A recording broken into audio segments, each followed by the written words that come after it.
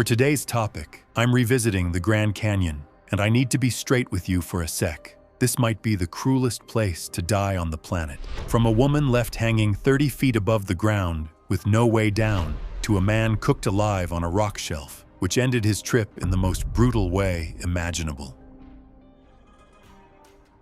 It was October 3rd, 2014, and narrow sandstone walls rose 80 feet on either side of a slot canyon, branching off the main gorge in a remote section of the Grand Canyon backcountry, where filtered morning light barely reached the floor and the temperature dropped noticeably within the first 100 feet of the entrance. Auden Callister was 29 years old and worked as a dental hygienist in Cedar City, Utah. 3 evenings a week, she climbed at an indoor bouldering gym, where she had progressed quickly over 2 years. She owned a canyoneering harness, a rappel device, and a 150-foot static rope. Her regular climbing partner, a certified canyoneering guide, handled all technical rigging and carried the group's ascending gear on every trip. That weekend, they had planned to run a moderate route through the Slot Canyon. 3 rappels, the final one listed in route guides as requiring a minimum of 200 feet of rope. Her partner canceled the morning of the trip. Auden decided to go alone. She had never soloed a canyoneering route. A fellow canyoneer entering the same canyon that morning later told investigators he passed Auden at the entrance while she rigged her anchor sling. She told him her partner had bailed on what she called the easy one. He noticed her rope bag appeared smaller than what most people carried for that route, but said nothing. Auden completed the first 2 rappels without incident. The third dropped into a deep, narrow section where the canyon floor was visible more than 100 feet below.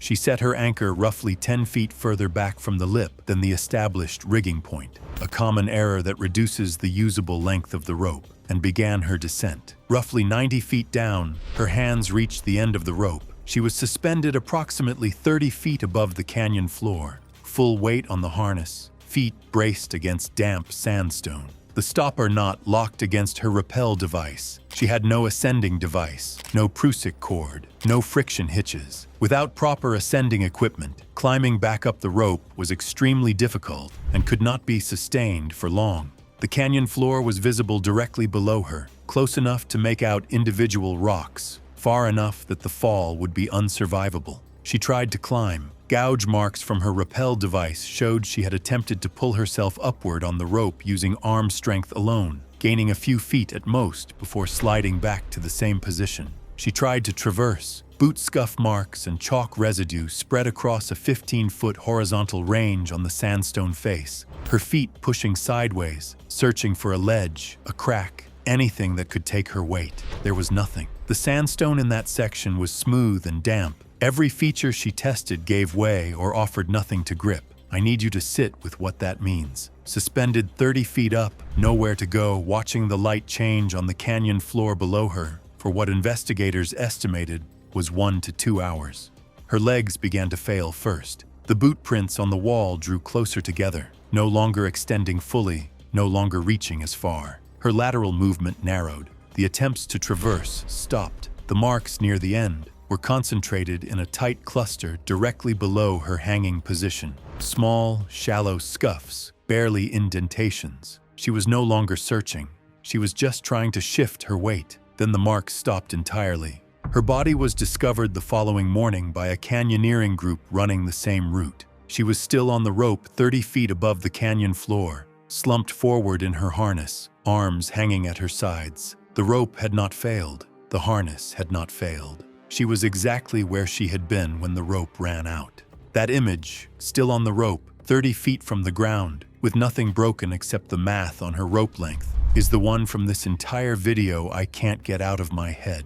The medical examiner determined the cause of death to be positional asphyxia secondary to prolonged suspension in a climbing harness. As exhaustion depleted her ability to reposition, the leg loops and waist belt progressively restricted her ability to breathe until it stopped. Investigators confirmed her 150-foot rope was insufficient for the final rappel from her chosen anchor position, and that she carried none of the ascending equipment necessary to self-rescue. The Land Management Authority installed route-specific signage at the canyon entrance listing minimum rope lengths and requiring ascending gear. Her climbing gym in Cedar City held a memorial and launched an outdoor transition clinic series. Okay, so this next story stayed with me for a different reason. There's no dramatic fall, no crowd watching, no single moment of impact. Just a man who suddenly vanished into the canyon, and the canyon keeping it secret.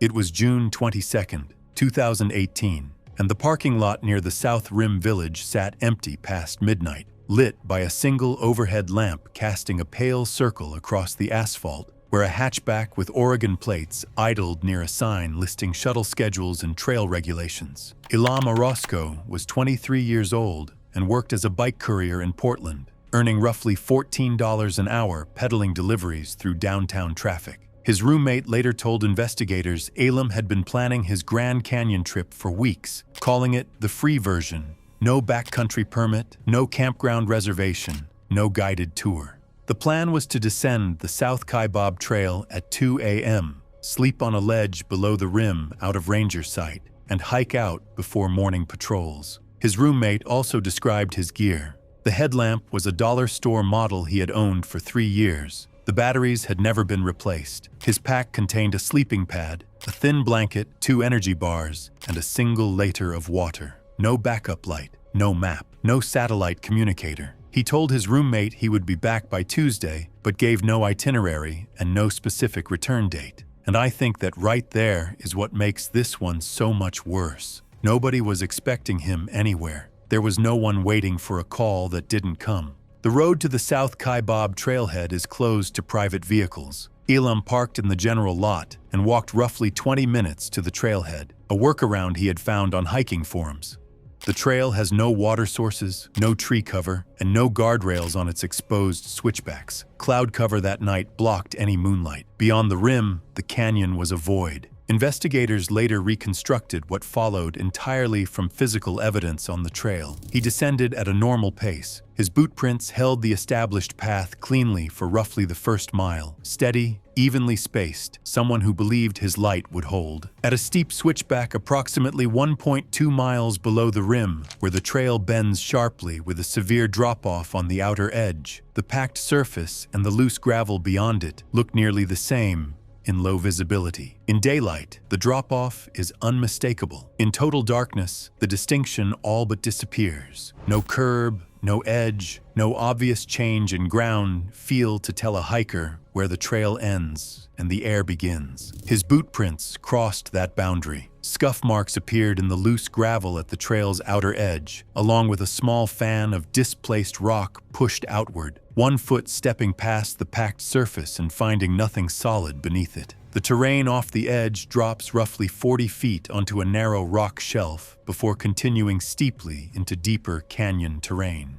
Elam's body was found on that shelf, face down, his pack still on, the headlamp strapped to his forehead with the switch in the on position and the bulb dark. He was not found for 2 days. The shelf sat below the sightline of hikers on the upper switchbacks, despite heavy daily traffic on the trail. A hiker descending 2 days later spotted his body from a lower switchback at an angle that revealed the ledge. No missing person report had been filed. His roommate assumed he was still traveling. His car sat in the general lot, indistinguishable among dozens left by multi-day backpackers. But falling 40 feet onto a rock shelf did not kill Elam Orozco. The medical examiner determined the cause of death to be severe hyperthermia and dehydration. Injuries from the fall, a fractured pelvis and multiple rib fractures, were debilitating but not immediately fatal. Drag marks in the dust extended roughly 6 feet from his landing position to where his body was found. His water bottle was recovered empty. Daytime temperatures on exposed South Kaibab rock exceed 130 degrees at ground level in June. He lay on that shelf, immobilized, no water, no shade, no phone signal, and no way for anyone to know he was there, through what investigators estimated was most of the following day in direct sun. I've sat with that detail for a while now, and it's the worst thing in this entire video. He survived the fall. He was alive when the sun came up, and the canyon cooked him in broad daylight while hundreds of hikers walked directly above him. The headlamp he never replaced the batteries in put him on that shelf. The desert finished it. The Park Service referenced the incident in a seasonal advisory about unpermitted night hiking. Elam's identity was confirmed after rangers traced his plates to a Portland address and contacted his roommate. So this next one hit me differently, because it's not a story about someone taking a risk. It's a story about a man who couldn't say one honest word to his own daughter.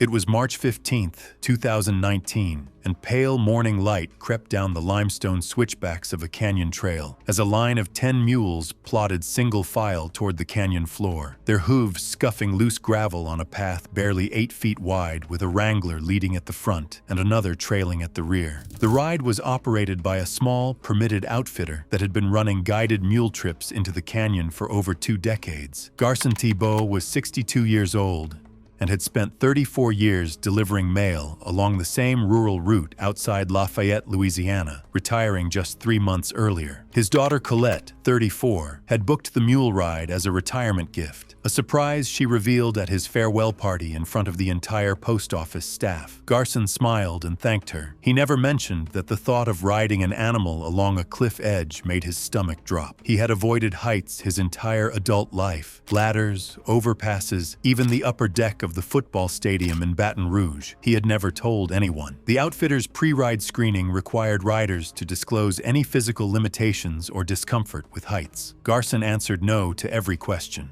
Colette stood beside him at the desk, and that's the detail that kills me, because the screening existed. The question was asked. He just couldn't answer it honestly with her standing right there. Wranglers assigned him a mule near the center of the string, 5th of 10, with Colette riding 3 positions ahead. Other riders later told investigators that Garson gripped the saddle horn so tightly, his knuckles turned white from the moment the mule stepped onto the trail.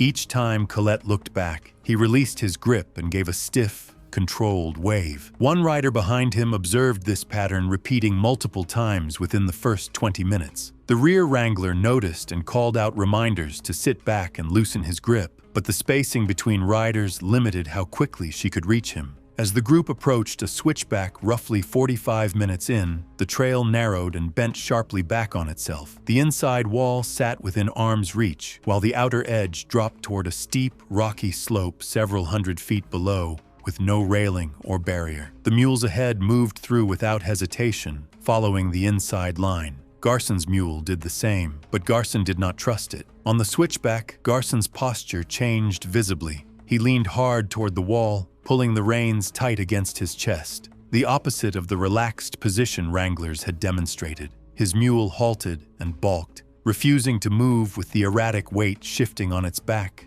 The rider behind called out to the rear wrangler, and this is where everything speeds up, because what happens next takes less than 5 seconds. Before the rear wrangler could push forward past the riders between them, Garson attempted to dismount, shifting his weight abruptly and uncontrolled off the saddle. His left boot caught in the stirrup, and the uneven shift pulled him sideways over the mule's flank, sending him off the outer edge of the trail. The terrain below the switchback was not a sheer cliff. It was a steep, uneven slope of loose scree and fractured rock angled at roughly 50 degrees. Garson tumbled down the slope, his body striking rock surfaces at irregular intervals, limbs catching on outcroppings that redirected his trajectory but did not stop his momentum. The rider directly behind him watched the entire descent. She later described the sound, rock breaking loose with each impact, growing fainter as the distance increased. Dust rose in a visible trail behind him. The mule remained motionless on the trail. Colette, 3 positions ahead and around the bend, did not see the fall. She later told investigators she heard shouting, but assumed a mule had stumbled. She did not learn what happened until the lead wrangler halted the string and walked back to her position. Rangers later reported she had to be physically prevented from attempting to descend the slope herself. From the reports I went through, she didn't stop trying to get past them until they told her he was already gone. The rear wrangler radioed park dispatch immediately. Emergency responders reached the slope within 40 minutes using a technical rope team. Garson was located roughly 180 feet below the trail, unresponsive, wedged against a rock shelf. The medical examiner determined the cause of death to be multiple blunt force trauma injuries, including bilateral rib fractures, severe traumatic brain injury, and internal hemorrhaging, consistent with repeated impacts across the slope. The outfitter suspended operations for 3 months, pending a safety review. It was the first rider fatality in the company's history. Colette established a memorial scholarship fund for rural postal carriers through a workers' association in Lafayette. All right, so this next one is different from the others because it's not about recklessness or overconfidence. It's about someone who just couldn't stop checking the clock. It was April 9th, 2016, and heavy mist drifted upward from a 190-foot waterfall deep inside a tribal reservation side canyon west of the main Grand Canyon corridor, where red walls funneled the roar of falling water into a sound that drowned out conversation beyond 10 feet. Jessamine Hightower was 33 years old and worked as a travel nurse on a 13-week contract at a hospital in southern Nevada. Between shifts, she hiked locations across the Southwest for a blog she had maintained for 2 years. 30 bucket list hikes before her 35th birthday. The waterfall was number 22. Her hiking partner, a respiratory therapist from a previous assignment, later told investigators that Jessamine planned the entire trip around a single available day between shifts. The itinerary required a 10-mile hike in, the waterfall descent, photos, and the 10-mile return, all before she needed to sleep ahead of a 12-hour night shift the following evening.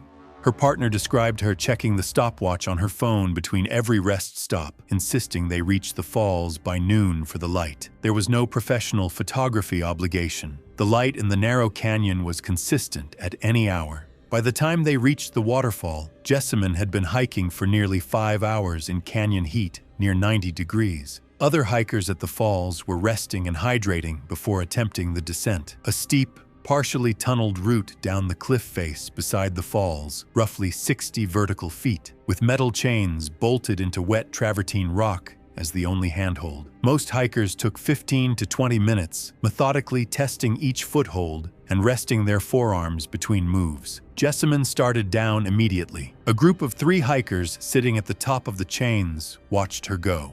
One of them later told investigators he almost said something. She hadn't taken a drink of water, hadn't sat down, hadn't even set her pack down.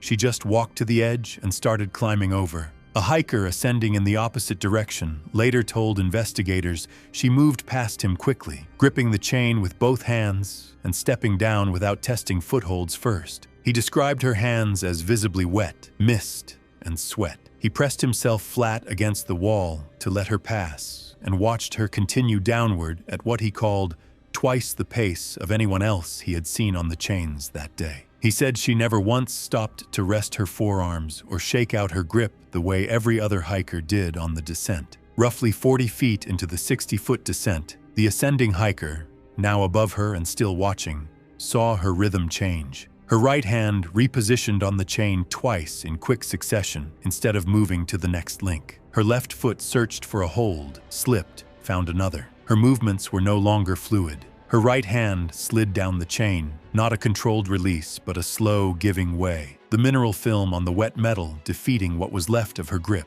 Her left hand held for another half second, fingers tightening, knuckles locked. Then her left foot slipped off its hold, and the sudden drop of her lower body weight ripped her remaining hand from the chain. I went back through that detail several times, because that's not one clean mistake. That's everything failing at once. Wet metal, fatigue, 5 hours of heat, and a grip that had nothing left. She fell roughly 20 feet onto a travertine ledge near the base of the falls. The impact was direct and vertical. The ascending hiker shouted and began descending toward her. Jessamine's partner, hearing the commotion from the top, looked over the edge but could not see the ledge from above. Hikers at the base of the falls reached her within minutes. Emergency communication required a satellite messenger carried by another group. A helicopter medical team reached the site roughly 90 minutes later. Jessamine showed no signs of life. The medical examiner determined the cause of death to be catastrophic cranial trauma with cervical spine fractures consistent with vertical impact onto rock. Contributing factors included prolonged exertion in heat and reduced grip capacity on mineral-coated surfaces. The Tribal Land Management Authority installed warning signage at the descent point. Her hiking partner published blog entry number 22, the one Jessamine never finished. The stopwatch on her phone was still running when they recovered her belongings. I don't know why that detail hit me so hard, but it did. This last one is the story I chose to end on, and it's for a reason. Every other death in this video came from a decision. This one came from the weather, and a phrase she'd said 1,000 times before that had never once been wrong. It was July 28th, 2017, and dark monsoon clouds stacked in towering columns south of the Grand Canyon's south rim, their bases flat and bruised purple against the plateau as humidity pressed down through thin air at 7,000 feet. Sigrid Bjornstad was 44 years old and had coached cross-country and track at a high school in central Minnesota for 14 years, producing competitive distance runners from a school of fewer than 400 students. Colleagues described a coach who built her reputation on toughness, a philosophy rooted in the flat farmland, where Minnesota storms rolled in visibly from 30 miles away and usually veered south or dissolved before reaching the practice fields. That July, Sigrid had organized a voluntary preseason conditioning trip to Arizona. 4 graduating seniors who had turned 18 that spring and 2 assistant coaches. Not an official school activity. The group had spent 2 days running at lower elevations near Sedona before driving north to the south rim for their final morning. Sigrid's plan was a group jog along the paved rim trail, a flat, scenic path following the canyon edge through exposed sections and areas with stone overlook structures. The group began shortly after 8. Warm, humid, clear overhead. The dark cloud mass to the south was visible from the trailhead. One assistant coach, raised in Tucson, pointed it out and suggested keeping the run short. Sigrid glanced at the clouds and told the group they looked mean but never delivered. 2 of the seniors later confirmed she said it twice, once at the trailhead and once roughly 20 minutes into the jog. It was the same phrase she used every time a storm built over the practice fields back home. And that's the thing that makes this one cut different from the others. She wasn't ignoring the warning. She genuinely read the sky the way she'd read it for 14 years. The sky just worked differently here, and no one corrected her in time. 40 minutes in, the first thunder echoed across the canyon, deep and close. The assistant coach from Tucson immediately called for the group to turn back. Sigrid was at the front of the loose formation, on a fully flat, exposed section of paved trail. No stone structures, no trees, no shelter of any kind within immediate reach. The nearest covered overlook sat roughly 200 feet behind her, where 3 of the runners had already slowed near the structure. The 2 assistant coaches and the 4th runner were between Sigrid and the shelter, spread across 50 feet of trail. The sky darkened rapidly. No rain fell. The thunder was closer now, rolling directly overhead instead of echoing from the south. A single bolt struck the exposed section of trail. Sigrid was on open, flat ground with no cover, roughly 50 feet ahead of the nearest person. The 2 assistant coaches closest to her position later described a blinding white flash and an immediate concussive sound that knocked one of them sideways. When their vision cleared, Sigrid was on the ground. The 3 runners near the overlook had dropped to the pavement at the sound. The assistant coach from Tucson reached her within 30 seconds. She was unresponsive, not breathing, no pulse. He began CPR immediately. The other assistant coach ran toward the nearest developed area to reach park dispatch.